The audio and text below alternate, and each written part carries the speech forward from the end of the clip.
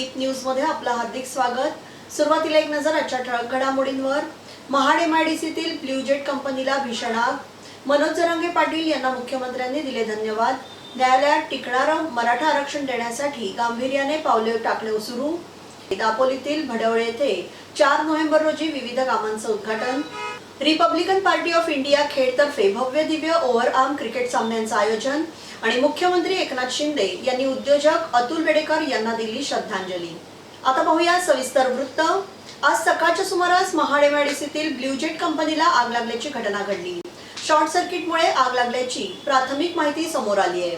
घटनास्थळी अग्निशामक दल आणि पोलीस प्रशासन दाखल झालं असून आग विझवण्याचे शर्थीचे प्रयत्न सुरू होते। या आगीमध्ये कंपनीचे लाखो रुपयांचं नुकसान झालं असून सध्या तरी जीवितहानी झाली नसल्याची माहिती समोर आली आहे, परंतु या आगीमध्ये अनेक कामगार अडकल्याचं समजतंय। या आगीमुळे एकामागून एक स्फोट होत असल्याने आजूबाजूच्या नागरिकांमध्ये भीतीचं वातावरण पसरलंय। मनोज जरांगे पाटील यांनी उपोषण मागे घेतल्याचं जाहीर केलं, त्यासाठी मुख्यमंत्री एकनाथ शिंदे यांनी त्यांचे व त्यांच्या सहकाऱ्यांना तसेच सकल मराठा समाजाला मनापासून धन्यवाद दिले। मनोज जरांगे पाटील यांनी उपोषण मागे घेतल्यानंतर मुख्यमंत्री पत्रकार परिषदेत बोलत होते। मनोज जरांगे पाटील यांचं उपोषण आज त्यांनी मागे घेतलंय, त्याबद्दल मी मनोज जरांगे पाटील यांचं मनापासून आभार मानतो त्यांचे, आणि त्यांच्या सहकाऱ्यांचे देखील आभार मानतो। आणि सकल मराठा समाजाने शासनाच्या आवाहनाला, विनंतीला मान देऊन हे जे आंदोलन होतं, उपोषण मागे घेतल्याबद्दल मराठा समाजाला देखील मनापासून मी धन्यवाद देतो। यामध्ये जे मुद्दे मनोज जरांगे पाटील यांनी आमच्या शासनाच्या शिष्टमंडळासमोर मांडले, खरं म्हणजे मी शिष्टमंडळातले माजी न्यायमूर्ती मारुतराव गायकवाड साहेब आणि न्यायमूर्ती सुनील सुकरे साहेब यांचं देखील मनापासून अभिनंदन करतो। त्याचबरोबर त्यांच्याबरोबर ॲडव्होकेट हिमांशु सचदेव आणि इतर कायदे तज्ज्ञ या शिष्टमंडळात होते, आणि त्याचबरोबर आमचे मंत्रिमंडळातील सहकारी संदीपान भुमरे, उदय सामंत, धनंजय मुंडे, अतुल सावे, बच्चू कडू, नारायण कुचे यांनी देखील मनोज जरांगे पाटील यांच्याशी चर्चा केली। आम्ही परवाच्या दिवशी मी स्वतः मनोज जरांगे पाटील यांच्याशी फोनवरून चर्चा केली होती। त्यांचे काही मुद्दे होते, त्या बाबतीमध्ये मी देखील त्यांच्याशी बोललो आणि त्यांनी एवढंच सांगितलं की सरकार टिकणारं, कायद्याच्या चौकटीत बसणारं आरक्षण देण्यास कटिबद्ध आहे, आणि ज्या कुणबी दाखले जे आपण मराठवाड्यात देतोय, कुणबी नोंदी ज्या सापडत आहेत, जो आपला 1967चा निर्णय आहे, 2004चा GR देखील आहे की ज्या जुन्या नोंदी आहेत कुणबी, त्यांना आपण कुणबी दाखला देणं, यावर देखील खूप मोठं यश जस्टिस शिंदे कमिटीला मिळालं असं मी त्यांना म्हणालो। जवळपास 13,500 14,000 अशा प्रकारच्या नोंदी आणि दाखले ज्या नोंदी सापडल्यात, ती एक मोठी अचीवमेंट आहे, आणि त्यासाठी जस्टिस शिंदे कमिटीने देखील दिवस रात्र काम केलंय। आणि म्हणून ज्यांनी जेव्हा त्यांना आणखी यामध्ये कुणबी नोंदी सापडणार आहेत असं जे काही खात्री पटल्यानंतर त्यांनी मुदत मागितली। हेही मी मनोज जरांगे पाटील यांच्याशी बोललो, आणि मी त्यांना हेही सांगितलं की उद्या आपण जे काही निर्णय घेणार आहोत तो टिकणारा पाहिजे, तो कुठे चॅलेंज होऊ नये, यामध्ये शेवटी तुमची देखील जी काही लिडरशिप आहे, तुमचं जे देखील एक आंदोलनाचा तुम्ही नेतृत्व केलेलं आहे, ते देखील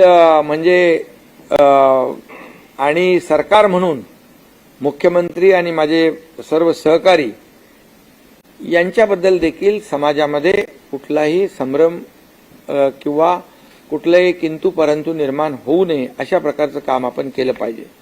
ठीक आहे, आता आंदोलन जे आहेत, आजचं उपोषण मागे घेतल्यानंतर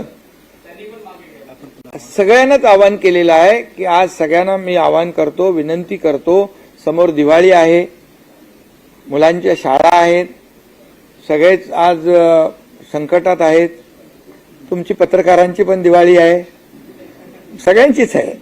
त्यामुळे तुम्ही पण जरा मी पुन्हा एकदा सांगतो की हा लोकशाहीतला चौथा स्तंभ आहे.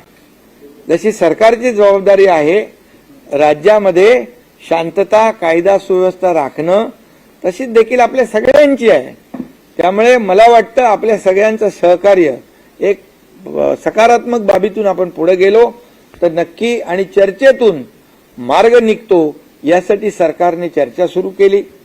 मी आणि दोन्ही आमच्या उपमुख्यमंत्र्यांनी आमच्या शिष्टमंडळाला पाठवलं, कायदेशीर जे तज्ज्ञ आहेत त्यांनाही पाठवलं आणि मला वाटतं मार्ग निघालेला आहे. तुम्ही देखील याकडे सकारात्मक दृष्टीने बघा तर बरं होईल. दापोली तालुक्यातील भडवळे येथे महाराष्ट्र शासन मृद आणि जलसंधारण विभागामार्फत साठवण तलाव बांधणे याचा भूमिपूजन समारंभ, अंदाजपत्रकीय रक्कम 44 कोटी आणि जिल्हा परिषद शाळा भडवळे नूतन इमारतीचा उद्घाटन समारंभ, अंदाजपत्रकीय रक्कम 13,65,000 रुपये. सदर कार्यक्रमाचं उद्घाटन शिवसेना नेते आणि माजी मंत्री रामदासभाई कदम आणि दापोली मतदारसंघाचे आमदार योगेशदादा कदम यांच्या हस्ते शनिवारी 4 नोव्हेंबर रोजी होणार आहे. तर या कार्यक्रमाला मोठ्या संख्येने उपस्थित राहण्याचं आवाहन शिवसेना, युवासेना, महिला आघाडी आणि ग्रामपंचायत भडवळे व ग्रामविकास संघटना ग्रामीण मुंबई पुणे यांच्यातर्फे करण्यात आलंय. रिपब्लिकन पार्टी ऑफ इंडिया तालुका खेड यांच्या वतीने केंद्रीय सामाजिक न्याय राज्यमंत्री तथा रिपब्लिकन पक्षाचे राष्ट्रीय अध्यक्ष रामदासजी आठवले आणि कोकण प्रदेश युवक आघाडी अध्यक्ष सुशांतभाई सकपाळ यांच्या वाढदिवसानिमित्त भव्य दिव्य ओव्हरआर्म क्रिकेट सामने आयोजित डॉक्टर बाबासाहेब आंबेडकर चषक 2023 हे दिनांक 24 ते 26 डिसेंबर या कालावधीमध्ये खेड येथील गोळीबार मैदान येथे आयोजित करण्यात आले. प्रथम पारितोषिक 1 लाख रुपये आणि आकर्षक चषक, द्वितीय पारितोषिक 50,000 आणि आकर्षक चषक, मालिकावीर, उत्कृष्ट फलंदाज, उत्कृष्ट गोलंदाज, सामनावीर आणि क्षेत्ररक्षक यांना आकर्षक चषक देऊन गौरवण्यात येणार आहे. 16 संघ गाव टू गाव तर 8 संघ शहरी ओपन पद्धतीने खेळवले जातील. संघ नोंदणीची अंतिम तारीख 1 डिसेंबर असेल. पंचांचे निर्णय अंतिम असतील. काही नियम समितीकडे राखीव राहतील. गाव टू गाव प्रवेश फी 7,000 रुपये तर शहरी विभागासाठी 10,000 रुपये असणार आहे. प्रवेश फी संपूर्ण जमा केल्याशिवाय नाव नोंदणी केली जाणार नाही.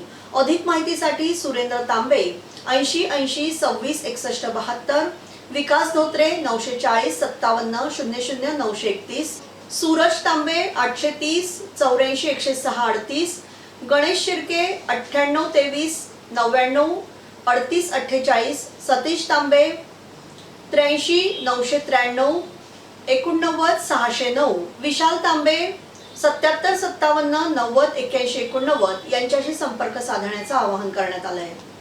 घराघरात मनामनात मराठी व्यंजन संस्कृती पोहोचवणाऱ्या जुन्या मराठी उद्योग समूहाचा धडाडीचा वारसदार हरपला, अशा भावना व्यक्त करून मुख्यमंत्री एकनाथ शिंदे यांनी VP वेडेकर अँड सन्स या मसाले कंपनीचे संचालक ज्येष्ठ उद्योजक अतुल वेडेकर यांना श्रद्धांजली अर्पण केली. शोक संदेशात मुख्यमंत्री शिंदे यांनी म्हटलंय की शतकोत्तर वाटचालीत बेडेकर परिवाराच्या उद्योग समूहाने मानदंड निर्माण केला आहे. त्यांनी देश आणि विदेशात मसाले, लोणचे, पापड यांच्या माध्यमातून घराघरात स्थान निर्माण केलंय. या उद्योग समूहाच्या 4थ्या पिढीचे अतुल प्रतिनिधित्व करत होते. त्यांनी आपल्या धडाडीने या उद्योग समूहात काळानुरूप बदल केले. त्याचबरोबर आपली घोडदौड सुरू ठेवली होती. त्यांच्या निधनामुळे जुन्या नव्या पिढ्यांच्या दरम्यानचा मार्गदर्शक दुवा निखळलाय. त्यांच्या अकाली निधनानं झालेला आघात सहन करण्याची बेडेकर परिवाराला शक्ती मिळो हीच ईश्वरचरणी प्रार्थना, अशा भावना व्यक्त करून मुख्यमंत्र्यांनी ज्येष्ठ उद्योजक अतुल बेडेकर यांना भावपूर्ण श्रद्धांजली अर्पण केली आहे। महावितरण खेड विभागाचे सर्व अधिकारी कर्मचारी आणि त्यांच्या कुटुंबियांचं मोफत आरोग्य तपासणी आणि तज्ज्ञांचं मार्गदर्शन हा उपक्रम शनिवार दिनांक 4 नोव्हेंबर आणि रविवार दिनांक 5 नोव्हेंबर रोजी सकाळी 10 ते दुपारी 2 आणि संध्याकाळी 5 ते संध्याकाळी 8 पर्यंत रॉयल मल्टीस्पेशालिटी हॉस्पिटल येथे महावितरण खेड विभाग आणि रॉयल हॉस्पिटल यांच्या संयुक्त विद्यमाने आयोजित करण्यात आला आहे। या तपासणी शिबिरांतर्गत सीबीसी, ईसीजी, कोलेस्ट्रॉल तपासणी, रक्तातील साखरेची पातळी, हिमोग्लोबिन तपासणी आदी तपासण्या मोफत करण्यात येणार आहेत। रक्त तपासणी करण्यासाठी सकाळी लवकर येऊन लिजिट लॅब येथे ब्लड सॅम्पल देणे गरजेचे आहे। त्यामुळे तज्ञ डॉक्टरांचं मार्गदर्शन घेतेवेळी आपली रक्त तपासणी रिपोर्ट सोबत असतील आणि योग्य निदान आणि उपचार करता येतील आणि आपला अमूल्य वेळ वाया जाणार नाही। आणि तज्ञ फिजिशियन डॉक्टर आकाश नारायणे व निष्णात orthopaedic surgeon doctor Chandrasen Chougule, आहार तज्ञ आणि फिजिओथेरपिस्ट यांचं मोफत मार्गदर्शन देखील मिळणार आहे। आपल्याप्रमाणेच सर्वसामान्य जनतेच्या आरोग्य रक्षणासाठी सदैव समाजभान बाळगणारी एक सजग आरोग्य संस्था म्हणून रॉयल हॉस्पिटलची वाटचाल सुरू आहे। या संधीचा पुरेपूर फायदा सर्व महावितरण खेड विभागाचे सर्व अधिकारी कर्मचारी आणि त्यांचे कुटुंबीय यांनी घ्यावा असे आवाहन डॉक्टर विक्रांत पाटील आणि अमर भोसले यांनी केले आहे। खेड तालुक्यातील आस्तान गावचे सुपुत्र तसेच माजी ग्रामपंचायत सरपंच आणि तडफदार नेते विश्वनाथ मोरे यांनी सार्वजनिक बांधकाम मंत्री रवींद्र चव्हाण यांच्या प्रमुख उपस्थितीमध्ये भारतीय जनता पार्टीमध्ये प्रवेश केला आहे। यावेळी भाजपचे तालुकाध्यक्ष ऋषिकेश मोरे उपस्थित होते। त्यांच्या या प्रवेशाबद्दल त्यांचं अभिनंदन करून पुढील वाटचालीसाठी शुभेच्छा देण्यात आल्या। रत्नागिरी शहरातील जयस्तंभ आणि रेल्वे स्थानक परिसर येथे शेअर रिक्षासाठी थांबा असावा अशी मागणी काही दिवसांपूर्वी शेअर रिक्षा चालकांनी रत्नागिरी शहर मनसे पदाधिकाऱ्यांकडे केली होती। यावर मनसे शहराध्यक्ष अद्वैत कुलकर्णी यांच्याकडून निवेदनाद्वारे प्रादेशिक परिवहन अधिकारी, पोलीस प्रशासन आणि वाहतूक विभाग यांच्याकडे पाठपुरावा करण्यात आला। या मागणीला यश मिळत असून यापैकी शहरातील जयस्तंभ येथे रिक्षा थांबा उभारण्यास उपप्रादेशिक परिवहन कार्यालयाकडून मंजुरी देणारा ठराव पारित करण्यात आला आहे। शहर रिक्षाने प्रवास करणाऱ्या नागरिकांची लक्षणीय संख्या आणि मागणी तसेच नियमित रिक्षा चालक आणि शेअर रिक्षा चालक यांच्यात सतत होणारे वाद, अधिकृत थांबा नसल्याने होणारी दंडात्मक कारवाई यावर तोडगा निघावा यासाठी मनसेतर्फे हे निवेदन देण्यात आलं होतं। रेल्वे स्थानक परिसरात ही लवकरच योग्य त्या बाबींची पूर्तता करून रेल्वे प्रशासनाच्या परवानगीने शेअर रिक्षा थांबा मंजूर होणार असून त्यामुळे नागरिकांची सोय होऊन मनमानी करणाऱ्या रिक्षा चालकांनाही चाप बसेल असे माजी शहराध्यक्ष अद्वैत कुलकर्णी यांनी म्हटलंय। Dapoli urban bank senior college यांचे ऑडिटोरियम येथे 5 नोव्हेंबर 2023 रोजी सायंकाळी 5 वाजता सांस्कृतिक वार्तापत्र मी ला आम्ही करणारं कुटुंब या दिवाळी अंकाचा प्रकाशन सोहळा आयोजित करण्यात आलाय। यावेळी प्रमुख वक्ते रत्नागिरी विभाग संघचालक राजन वसंत दळी, प्रमुख पाहुणे दापोली उपविभागीय अधिकारी डॉक्टर अजित थोरबोले आणि अध्यक्ष महाराष्ट्र राज्य ग्रंथालय संघाचे संचालक रवींद्र कालेकर यांची उपस्थिती लाभणार आहे। तरी सहकुटुंब या कार्यक्रमास उपस्थित राहण्याचं आवाहन उत्तर रत्नागिरी जिल्हा संघचालक मोहन सदाशिव संसारे यांनी केलंय। IRCTC आरक्षण प्रणालीमध्ये आता दिवा स्थानकाचा समावेश मुंबई विभागात करण्यात आल्याने आरक्षण प्रणालीचा वापर करणाऱ्यांना दिवा स्थानकाचा पर्याय उपलब्ध झालाय। संकेतस्थळावर बदल झाला असून रेल्वे अभ्यासक अक्षय महापती यांच्या प्रयत्नांना यश मिळालंय। एकच उपनगरीय विभाग असल्यामुळे आरक्षण प्रणालीत किंवा वेबसाईटवर Chhatrapati Shivaji Maharaj terminus, Lokmanya Tilak terminus, Dadar, Thane, Vandre terminus, Vasai, Kalyan यासारख्या मुंबई विभागातील स्थानकांमधून गाड्या शोधल्यास संबंधित स्थानकावर गाडी थांबत नसल्यास जवळील स्थानकावरून किंवा गाडी सुटण्याच्या सुरुवातीच्या स्थानकावरून गाड्या दाखवल्या जातात। याबाबत 25 ऑक्टोबर 2023 ला ईमेल आणि सार्वजनिक तक्रार निवारण प्रणालीच्या माध्यमातून महापती यांनी ही बाब मध्य रेल्वेच्या लक्षात आणून दिली। संबंधित विभागाने ती तक्रार तातडीने 27 ऑक्टोबरला संबंधित अधिकाऱ्यांना पाठवली।